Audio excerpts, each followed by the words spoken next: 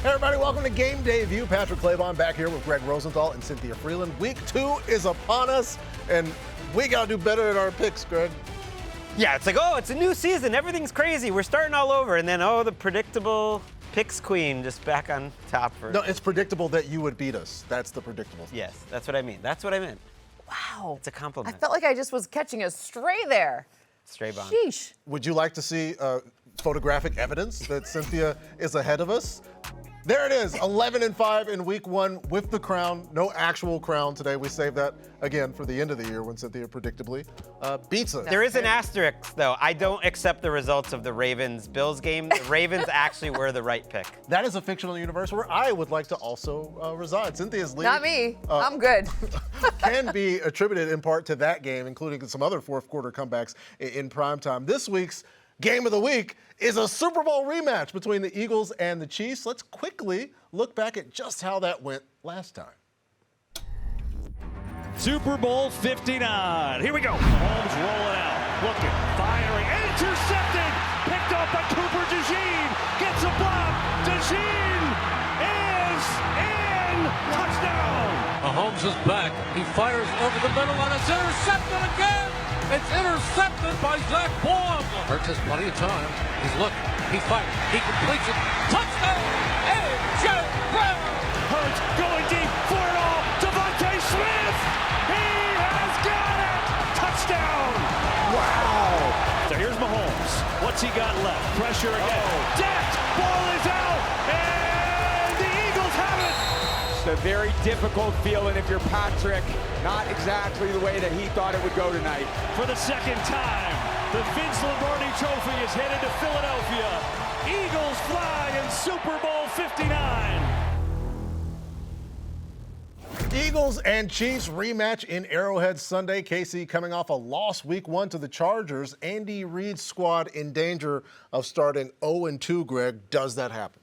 It does not. Nope. I have sat in this chair so many times over the years when the Chiefs are looking vulnerable and, they're a home underdog because of various reasons why it's not coming together, and I pick against them and I get it wrong. I'm not making that mistake because Patrick Mahomes did what we asked him to do in week 1, which is bring back the explosive Patrick Mahomes, the fun Patrick Mahomes, the big game hunting Patrick Mahomes. You see the special plays with him on the run. You see all the scrambling. You even see some deep shots. And so if you tell me you got the best quarterback on earth in a game that he absolutely needs to win, I feel like this happens a lot where you get the playoff loss and everyone talks about revenge. It doesn't really matter if you get that regular season win, but in this case, it's like how the Bills beat the Chiefs always in the regular season. The Chiefs get a little bit of revenge with the win this week.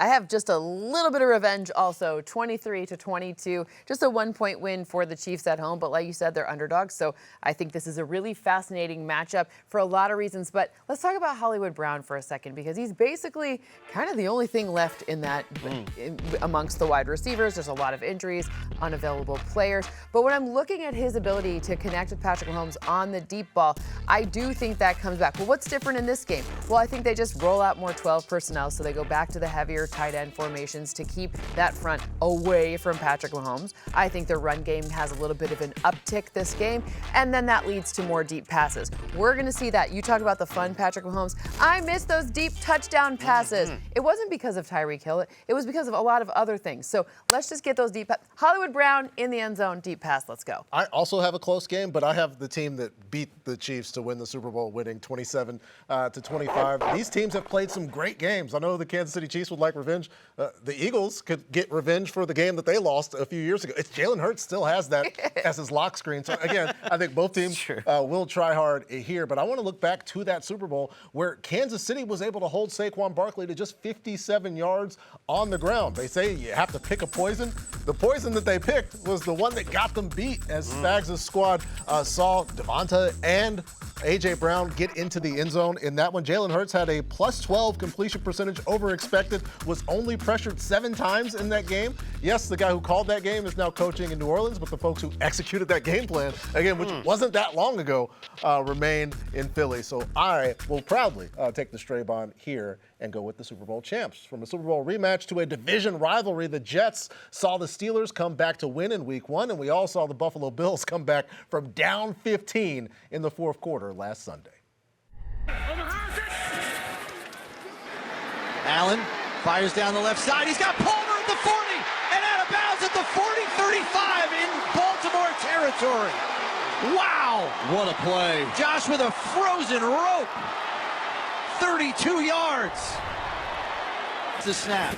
Back to pass, blitz coming. Allen complete to Coleman. Cuts it back at the 20. Tripped up at the 10-yard line. Oh, we thought he was headed to the end zone.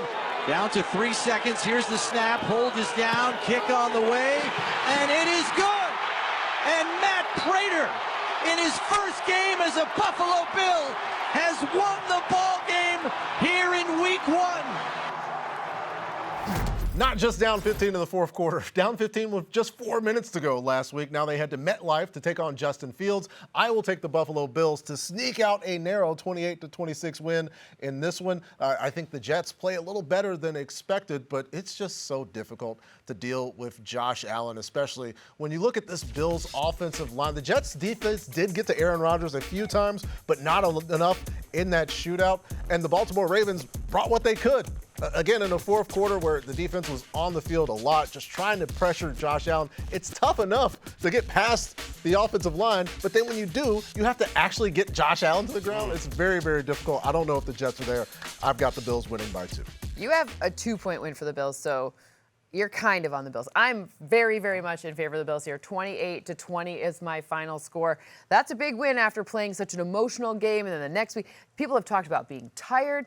But I'm looking at this Bills defense, and I'm thinking Bobby Babich is going to have a solution for our run defense that was vulnerable. Let's put that nice. That's nice. Yeah, I thought Breece Hall looked great in Week 1, but he's not Derrick Henry. Let's just put it that way. I thought Justin Fields looked exceptional in Week 1, but he's not quite Lamar Jackson yet. Oh, Greg, just pish-poshing me. I feel like she has seen what I'm gonna do, and she's doing like Oppo research time. I'm just inceptioning you and going and figuring out what to do. But ultimately, what I'm talking about in this one is I think that the run game for the Bills is better, and therefore it nullifies a lot of that run defense being a vulnerability because it puts the game script in a situation where the Jets are going to have to throw the football. Okay, they saved the best for last when it came to these picks. The best? Yeah, in terms of the most exciting pick, and that's taking a 6-point underdog to win the game. And what does that make this? What?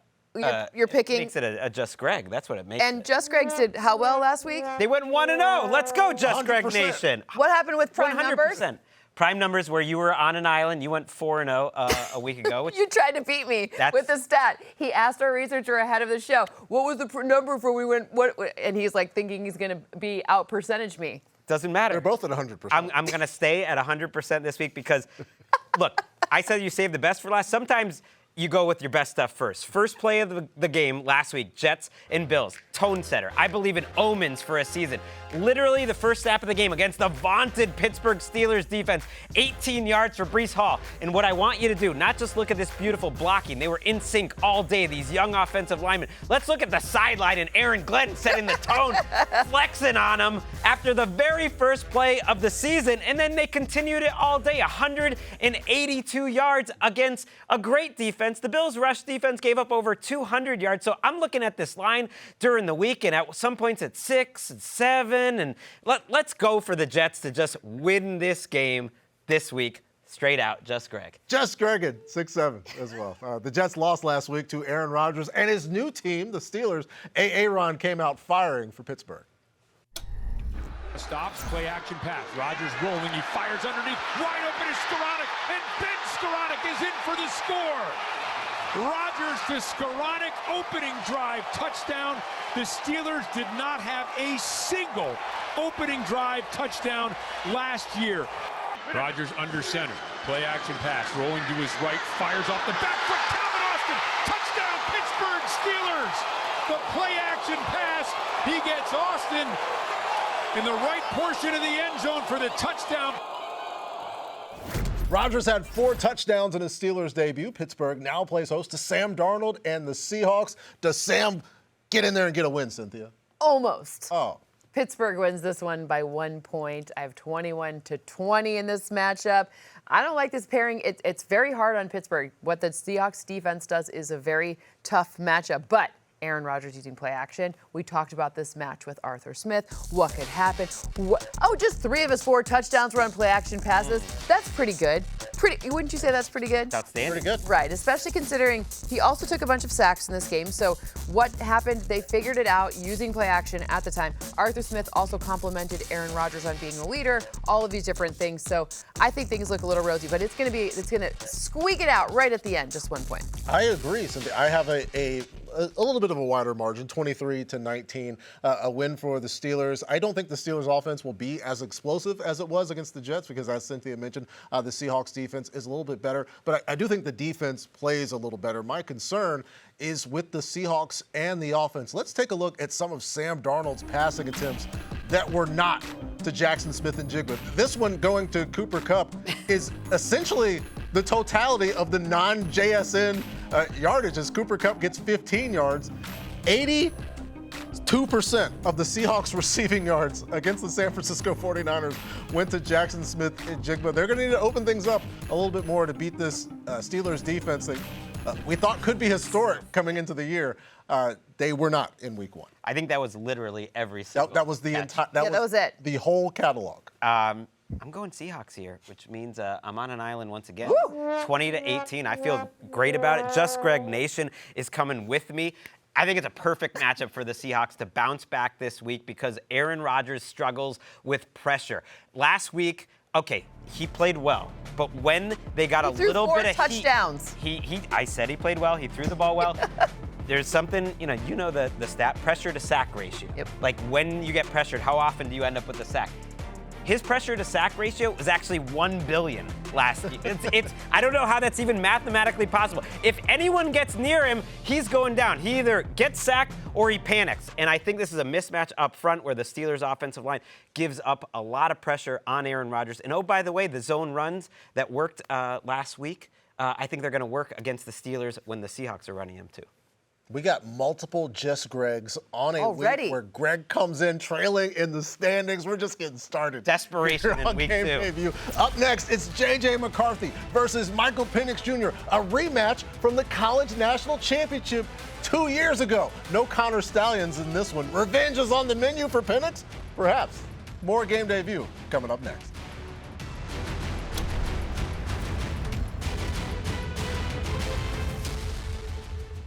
Rushes for McCarthy, straight drop to the end zone and touchdown! Justin Jefferson. McCarthy loops it to Jones. Touchdown! He's showtime! McCarthy takes off to the right. Stutter steps at the 5. Touchdown! He's J.J. McCarthy. We're back on Game Day View. We all love our producer, Hytham, and his Bears fanhood. He has listened to 3 Paul Allen touchdown calls against his team, J.J. McCarthy and the Vikings coming off that wild Monday night comeback versus the Bears. They've got Michael Penix Jr. and the Falcons coming to town here. Which young quarterback gets the win, Greg? One's Michael Penix. Well, you know, it's a team game. It's not just all about the quarterbacks. And yet, if I had to choose one quarterback to go win me a ball game right now, it is Michael Penix. I think that extra experience that he had with all the time he had in college and then an extra year here playing in the NFL where J.J. McCarthy was overcoming an injury. You could see it. I think he's very mature. You see the early way that they're using Bijan Robinson as a receiver. You get Darnell Mooney back into the mix, so you're varied. But at the end of this game against the Buccaneers, where I believe they really thoroughly outplayed Tampa, overall in this game, Michael Penix made every winning play you could possibly want a quarterback to make. Back in the day, when we didn't know as much and we didn't have computer models like Cynthia has, we would just go off vibes and we'd be like, oh, this guy's a gamer, you know? This guy's got it. This guy's got moxie. And when I look at these two teams, Falcons and Vikings, to me, they don't deserve to be either 2-0 or 0-2. They both deserve to be 1-1, so that's what's going to happen. I'm very glad that we're in a day where we can actually quantify the talent that somebody has, as opposed to saying he's got moxie. But he does have some. He does have a little bit of moxie. Wants it more. I've got the Falcons winning 20-19 because, yes, like Greg, I agree. Playing a young quarterback and having him experience playing the game of football, you can improve versus watching. I don't think people get better watching things. I think they get better doing things. And Michael Penix Jr. has demonstrated that he has improved as a quarterback as time has gone on, and he's demonstrated as well that he loves throwing the ball to Drake London. I'm excited for this matchup against the Brian Flores defense, but I really think Todd Bowles and the Buccaneers did everything they could to slow down the Falcons, and they did in terms of slowing down the run game. Michael Penix Jr. got involved in that, but if he's throwing the ball, he is throwing the ball to Drake London. Last 3 games, he has 46 targets from Michael Penix Jr. He's going to be a big factor in this game, and I got the Falcons winning a very close one, Cynthia. I think it's close, but I think that you guys allowing me to have a prime number on the Vikings at home when they're favored, bleep, bleep, bleep. Maybe I don't have emotions like a computer. Who cares? I don't care what you guys think. I don't care when Greg makes fun of me. I like J.J. McCarthy. He's got moxie. He's proven it to me. Listen, I don't know what that means, but he's a gamer. Isn't that what you said? We got to quantify They both are. moxie. They both are. They both. I wasn't making fun of you. You know. I mean, a little bit. It's No. fine. It's fine. We're a family here. You can make fun of me. It's totally fine. 3-point win for the Vikings. Listen, J.J. McCarthy's deep touchdown passes were both of the two that changed the game. He got better throughout the game. That was something that you want to see from essentially a rookie. I will agree that you don't get better watching things, you get better doing things, and he got better as the game went on. I also think Brian Flores' defense is going to make things, the picture's going to be a lot less clear for Michael Penix in this matchup. So when I'm looking at the Vikings, I think a field goal win is good. This is how we lose, Patrick. We give her a 3.5-point home favorite. Yeah, well, I think we just You didn't give it to me. I chose it. Yeah. You have the ability to choose. Free will. You know? Very philosophical today on this edition of Game Day View. The Vikings sitting at 1-0 in the division, while the Bears and Lions are now both looking up at 0-1. Time to seize the season, presented by Caesars Sportsbook. As we get a look at the first team touchdown odds, the first touchdown score odds, according to our friends at Caesars Sportsbook. Jahmyr Gibbs, David Montgomery, Amon-Ra St. Brown. A Bear makes it on there. Just DeAndre Swift at plus 800 and Sam Laporta at plus 1,000. Ben Johnson going back to Detroit to take on his former boss. The loser leads with an 0-2 record. How are we feeling about this, Greg? Nervous for either team because I think the fan base and the teams are just going to be in such a dark place. I trust the organizational structure of the Lions more to figure things out, win 27-23, especially on defense, find ways to make Caleb Williams look erratic. In the second half of this game, I think his bad plays are just a little extra bad right now. That's all I mean, is that he does so many good things, but early in that game when they were really humming, a lot of the wins were out of structure. And is that really how Ben Johnson wants to win? I don't think so. Like, he'll take it as a bonus, but I don't think he wants to be majoring in that. And ultimately, I thought Caleb gets a little scrambled. This is a big game on the road. It's going to be a tough atmosphere. I think it's going to be close, but ultimately the Lions win. I think that the Lions win, and the model says by a bigger amount. As a Lions fan, my heart is like, let's just make a close one, who cares? But the model says 28-21 in this matchup. When I'm looking at what could be a signal of hope, a tiny little flare of something to come, the deep passes still did work. 5 of 8, there weren't a lot of them, but you still saw when it was possible, Jared Goff still got them out. Now, did they get into rhythm? Absolutely not. Did they have good run metrics? Absolutely not. Did he throw an interception when targeting Amon-Ra St. Brown? Yes, I acknowledge all of this, but there still were glimmers of hope with that deep passing game. And if the run game can just get a little bit more solidified in this matchup, then I think we see a lot of good things to come. A lot of what Jared Goff does in the passing game comes off being in unpredictable downs. Wait, did you like that catch? I mean, that was the best catch of the year. It was an incredible. Thus far, yeah. Too bad it didn't count. I mean, it counted, but it didn't count for a win. Yeah, we are the Tesla show. I am adding 1 point to both teams, and we'll take basically the same score. Cynthia, 29-22. So meme us away. I am taking the Lions because, like Cynthia, I think the run game will be a little bit better, despite what Jerry Jones thinks. Michael Parsons is a plus run defender, and the Chicago Bears. I don't want to say they got exposed late against the Minnesota Vikings, but did you see what Jordan Mason and Aaron Jones were able to accomplish in the run and pass game? Big part of that comeback. And there wasn't much available for either David Montgomery or Jahmyr Gibbs in Lambeau, both on the air and the ground. I think things go better. And yes, we are all taking the Detroit Lions to come back and get a win against their former offensive coordinator. Seize the Season is brought to you by Caesars Sportsbook. New users can bet $1 to boost their next 20 bets by 100%. Must be 21 or older. See Caesars.com/promos for the full terms. Still to come, Justin Herbert and the Bolts put the league on notice last week, dicing up the Chiefs down in Sao Paulo. Will they keep it rolling Monday night against the Raiders? We'll let you know what we think will happen coming up next on Game Day View.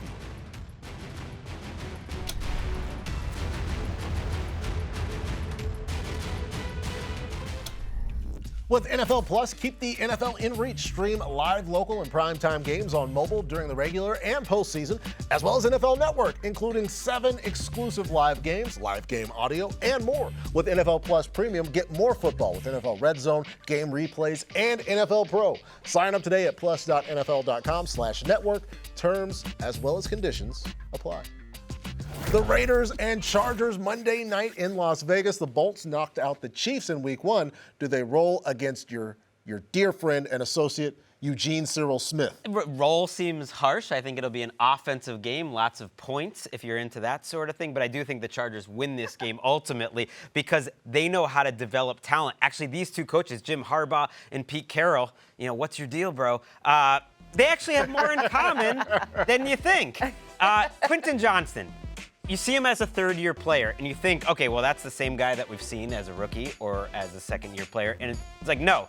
Players improve. Players develop. Quentin Johnston, year 3, is not Quentin Johnston, year 1 and 2. And I actually think both of these coaching staffs do a great job at really building up their players and making them confident and focusing on their strengths. And because of that, and now that Harbaugh's in year 2 with the Chargers, this is a better group than Justin Herbert has ever had around him. Yeah, focusing on strengths is a key part of why I'm taking the Chargers as well, but by a narrow margin, 26-25, because looking back, they passed on 66% of their plays. This is the 3rd highest in the entire Greg Roman era with the Chargers. And the result was looking at Justin Herbert just having a lot of fun, making throws back across his body to the aforementioned Quentin Johnston, who's dancing. And then this was really, in looking back, just the full talent on display, but with the game on the line, needing to get a first down, look at how much fun Justin Herbert is having.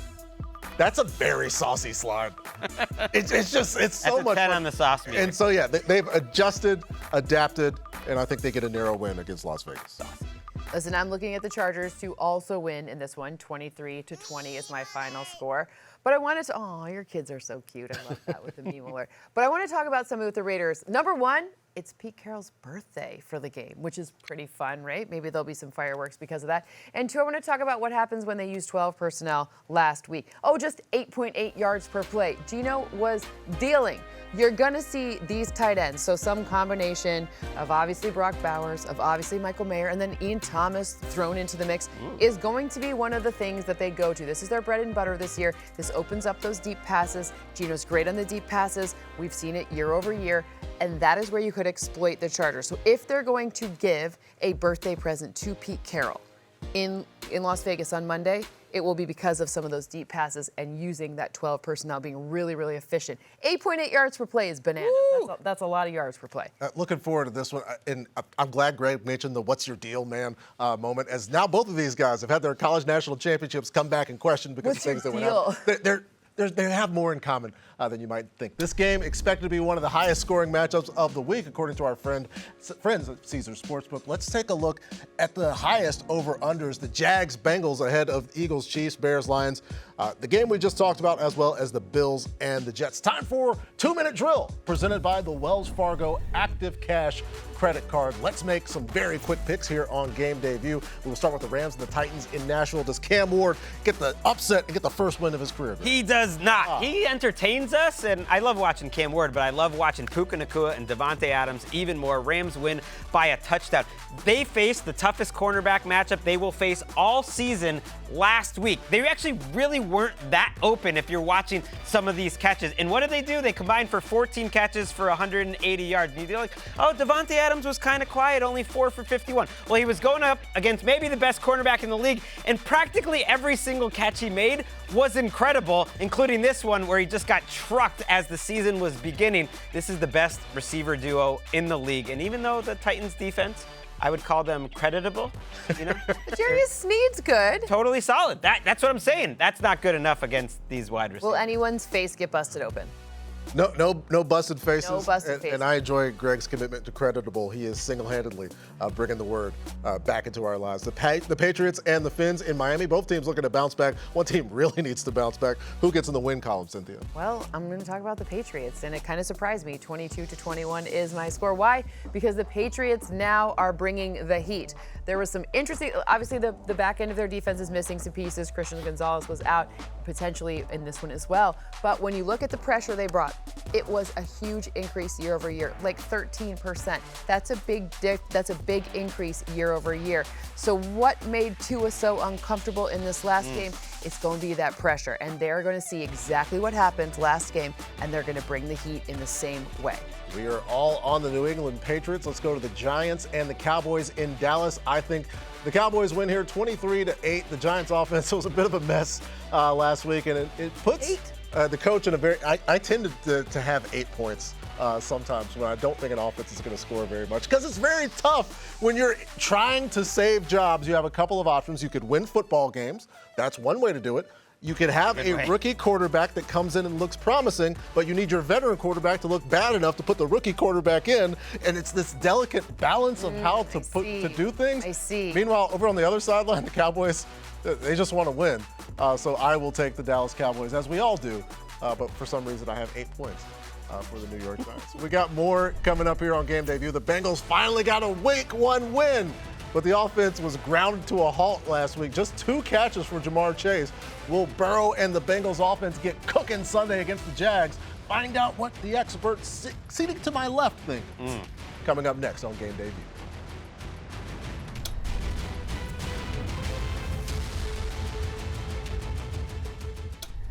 We're back on Game Day View. The NFL International Games return to NFL Network on September 28th. 6 games, 4 cities, Dublin, London, Berlin, and Madrid. Snooze off, game on for Sunday morning football, only on NFL Network and also streaming with NFL Plus. Subscription required for NFL Plus. Visit plus.nfl.com for terms. Yeah, Greg will actually be there. The Jags will be back in London to take on the Rams Week 7. But this Sunday, they've got the Bengals. Both teams are 1-0. Who gets to 2-0, Greg? I think the Jaguars pull off the upset in this game, 27-22. And I love this show because we can talk about whatever we want, including a guy who only had 3 carries last week. Basal Tootin is going to be the difference in this game. He looked so good on his first run last week that they had to get Tank Bigsby out of town. You can't even totally tell from this view, but his jump cuts are so violent and so amazing how he can move laterally while moving forward. It reminds me a lot of Joe Mixon in the way that he runs, almost like a mix between Joe Mixon and young Frank Gore. I think this kid is so explosive. He's their best running back, and you look at this Bengals defense, the fact they gave up over 300 yards to the Browns in that group, I am not convinced. I think this Jaguars team wins. I also have the Jacksonville Jaguars, and I have a big score, 35-32, an absolute score fest. Because, yeah, Greg mentioned it, that game against the Cleveland Browns where Joe Flacco's throwing for 290 yards. He's moving around in the pocket. He's getting away from defenders. And now they have to deal with a little bit more of a viable run and passing attack, the passing attack that's led by receiver Brian Thomas Jr. Like Basal Tootin, he didn't have a lot of carries. He had 1 carry. It was a 9-yard touchdown as he got involved in the game. But it just shows how this new coaching staff would like to utilize him. I do think he gets more opportunity through the air because they're not playing against one of the worst run defenses in the history of the NFL this week, albeit Still not that great of a defense. So justice for Lou Anarumo. I've got the Jags. Wow, you can't say justice for Lou Anarumo and then tell me to pick the Bengals, but I'm picking the Bengals. And I'm picking the Bengals in kind of the opposite of what you guys are saying. You said high scoring and definitely the Jags side. Good running, I think. Jags, they look good as a running team. Okay, well, I'm taking the Bengals and in a lower than expected scoring game, 27-21, which is fewer than 49.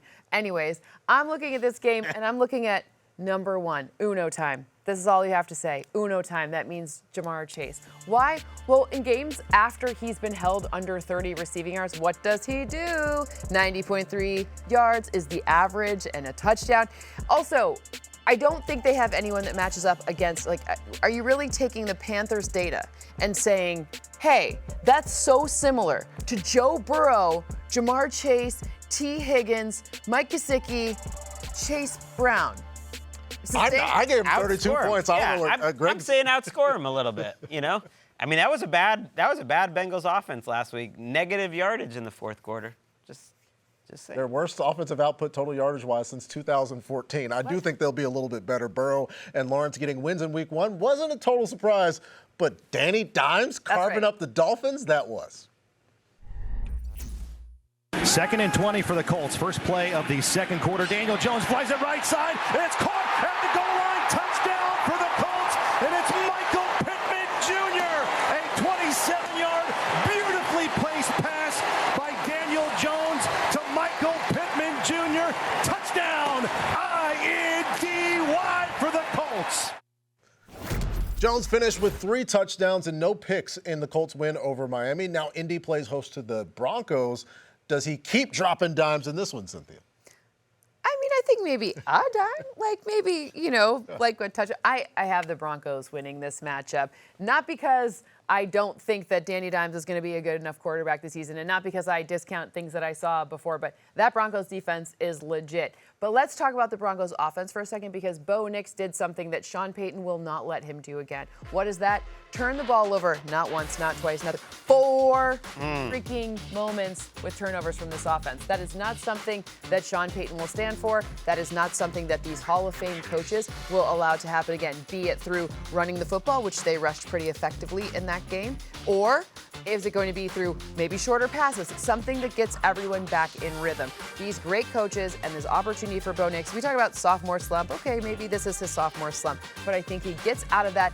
And I'm saying this, I feel better about it because Charvarius Ward doesn't appear to be playing, and Charvarius Ward's very good. So when your good defensive players are not playing, when the good players are on the field, it's easier to win the ball game. But when the good players are off the field, it's easy for the opposing offense too. So Bo Nix being the opposing offense in this scenario. Yeah, Jimmys and Joes, not X's and O's. I've got the Denver Broncos winning as well, 25-20, because despite that Bo Nix not having a good game, it was still a serviceable game statistically for Courtland Sutton. It was nothing compared to what Courtland Sutton's game could have looked like. He wound up having 9 targets, 6 catches for 61 yards, but not pictured here. There was a 4th and 8 in the fourth quarter where Courtland Sutton was all alone. There was nobody within 20 yards of him. Would have been a walk-off touchdown. No worries about Cam Ward. I think Bo Nix will remember that. It's not like Courtland Sutton was complaining about it, pointing to it in meetings all week. It bothers Bo probably more than anybody else, but I think the Broncos get a fairly easy win compared to last week. Yeah, kind of a weird performance from Bo Nix. He was almost like trying to do too much. I don't think he'll need to this week because his defense will carry him. I have a 19-15 defensive struggle win for the Broncos. I talked about development from your players earlier in the show. Nick Bonito is one of the best development stories, I think, in the entire NFL. Every season, he has added to his game where he is a complete player. In week 1, he led the NFL in terms of pass rush win rate. And he's coming off that season where he almost won Defensive Player of the Year, and he gets the contract, and he looked even better in week 1. And then I also had an eye on their second cornerback, Riley Moss, who is carrying a nation of white cornerbacks on his back. He is trying to change the game, to open the minds of high school and college coaches out there. His success is very important, and he struggled. Little injured last year, great the year before. He was balling out last week, so let's go Riley Moss. This defense is getting it done. You know who coached a white cornerback? Well, Stuart Schweigert, white defensive back. Lou Anarumo did Okay, at Purdue. safety, Come on, safety. it all comes back to It Lou. all comes back to Lou. And yes, Safety. Riley Moss, we were all counting on We you. love white defensive backs. It's time for Who's Eating Good, presented by Applebee's. Cynthia, Tyler Warren is your top projected tight end this week. Will he have more than 4 catches in this game?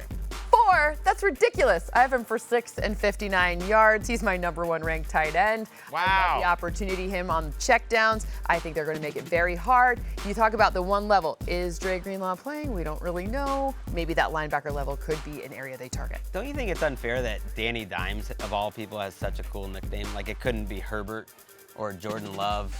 Someone Turbo. actually drops like tons of like it's the best nickname. It's his teammate, Darius Slayton, put that on him a long time ago, and it's stuck. When we come back, Lamar and the Ravens were shell-shocked last Sunday in Buffalo. How will John Harbaugh's squad respond this week against the Browns? Should the name Joe Flacco strike fear into the hearts of Baltimore fans?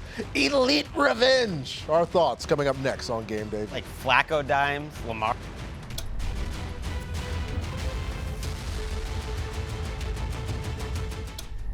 25-yard line, empty backfield, Baker Mayfield. He's got Bucky Irving as a slot receiver to his left. Takes a belt high snap, looks, throws the ball toward the end zone. Receiver, it's a caught ball. Touchdown, Tampa Bay. Emeka Egbuka with a defender all over him. He makes the grab in the end zone. The Bucs take the lead. Wrong. The Bucs and the Texans, part of the Monday night doubleheader. It's Baker versus Stroud. We saw the coverage being wrong on Emeka Egbuka. Do the Houston Texans, Greg, cover the Bucs a little bit better than the Falcons did? They not only do that, but they cover 2.5 points, and they win this game by 6. You talk about the disastrous Texans offensive line, I'll give you that. How about the Bucs offensive line? Let's check the notes. Last week, they had their center go to left tackle at the last second. That's not good. Then the previous guard goes to center. You have to put a new guard in. And then this week, their right tackle got hurt. And when you watch this footage, what do you see, Cynthia? A discombobulated offensive line where the running game stunk against Atlanta. And you got to go against this Houston Texans pass rush and run defense. I think it's the best defense just about in the league. I think they played great against the Rams last week, and that defense will carry them to a win. I agree, Greg. I've got a 21-17 win for the Houston Texans on the strength of that pass rush. And we saw just a couple of plays that are exemplary of the way that they can bother a really good quarterback in Matthew Stafford. They'll get a chance to do that against Baker Mayfield. And look at the speed off the edge for Will Anderson Jr. There was a play against the Rams where there was a bad snap. It goes over Matthew Stafford, says he's close to the ball, and then all of a sudden Will Anderson Jr. teleports basically to him. And Greg mentioned the shifts and the changes up front on the Bucs offensive line. They're going on the road to Houston. That's tough, so I'm going to give the Texans a 21-17 win here, Cynthia. Well, I surprised myself with this one, too, because I have the Bucs winning this one 22-20. Everyone loves a 22. There's that prime number. It's a beautiful song, isn't it? See, this I don't mind. It's a road team. It's like an upset. The model's got some guts. Greg's great in your picks, Cynthia. How does that make you feel? I like it. You can grade away, Greg. Grade away. Listen, when I'm looking at this one, I'm looking at the impact of Emeka Egbuka. By the way, Chris Godwin may play. What? What's going on? But I'm looking at those in-breakers and what happened last week. When something works and you go back to it and it keeps working, that's kind of a smart thing to do by a coach. Obviously, their offensive coordinator, we know he's new. We get it. We've heard this before. But did you know that Josh Grizzard, he's like a Ivy League educated guy. So he's going to be smart. We like that. But ultimately, I liked watching what Egbuka was able to do, again, on those in-breakers. They found something that worked. They figured out how to have it keep working. And that, to me, like, this takes something when it's there. They will have those opportunities against the Houston. I love the Houston defense. Let me be clear. Do I love the O-line playing that little game of, like, find the football that they play? No, I don't like that either. But I think that this is something where Baker Mayfield and the running back situation with Bucky Irving, even if it doesn't look good for his fantasy stats, it's going to work out in their favor. Grizzard starts 2-0. You could start the I coached under Todd Bowles coach watch go on, and the Buccaneers have another offensive coordinator. Let's get to quick picks here on Game Day View. Browns and Ravens. Is there any chance Baltimore drops this one, starts 0-2 for the second year in a row, Cynthia? No, absolutely not. Oh, wow. I think Baltimore not only wins, but they win big, 29-17. I know Greg's a little opposed to that margin, but Derrick Henry is still on this team, right? Derrick Henry is probably one of those people who he thinks about the end of that game and he's like, I need to run for 250 yards just to make up for any perception of not doing as much as I possibly could. Derrick Henry is one of my favorite players. I think he's gonna have a 2,000-yard rushing season, especially with this start. I just try to tackle him. I dare ya. It's not gonna work. He's putting the loss on himself after the loss in Buffalo. Let's go to the 49ers and Saints. George Kittle and Brock Purdy are out. So, Greg, it's Mac Jones season. Is that enough to get the win for the Niners on the road? I think it is. You ever hear those stories about like a couple in high school? Maybe they have like a little bit of a fling, but it doesn't work out. They move on with their lives for years and years, and then they reconnect years later, and suddenly they start making sweet, sweet love or football, whatever it is. Mac Jones, he's that man for Kyle Shanahan. It's all he ever wanted was Mac Jones in this offense. I think it's gonna happen this week. Mac plays the best football that he's ever played. They get the win. Yeah, it's the best that Kyle's ever had. The Panthers and the Cardinals. The battle of short kings. When Bryce and Kyler meet up, I will take the Cardinals in this one, 25 to 24 in this one. Essentially, it comes down to the Carolina Panthers and their commitment to stopping the run. It was a historic season last year in giving up the run, and a great opportunity for both Trey Benson as well as James Conner to make sweet, sweet yardage against this Carolina Panthers defense as we love football. We love love here on Game Debut. Still to come, some of our favorite prop bets for week 2. It's time for Write This Down, maybe a love letter. Who's feeling spicy? Greg has a name for you that Oh, yeah. even degenerates would never touch. Find out who it is after the break.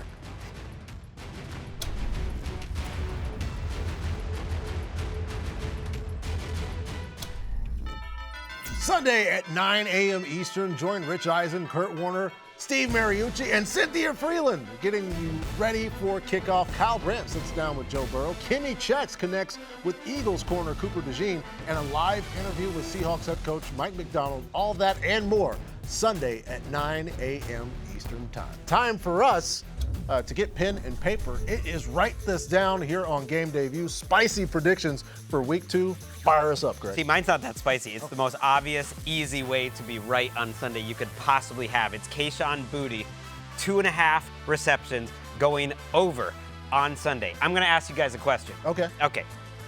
Would you guys agree that going over 100 receiving yards is a good measure of being excellent at football, especially catching the football? Mm-hmm. Very good. I think it's amazing.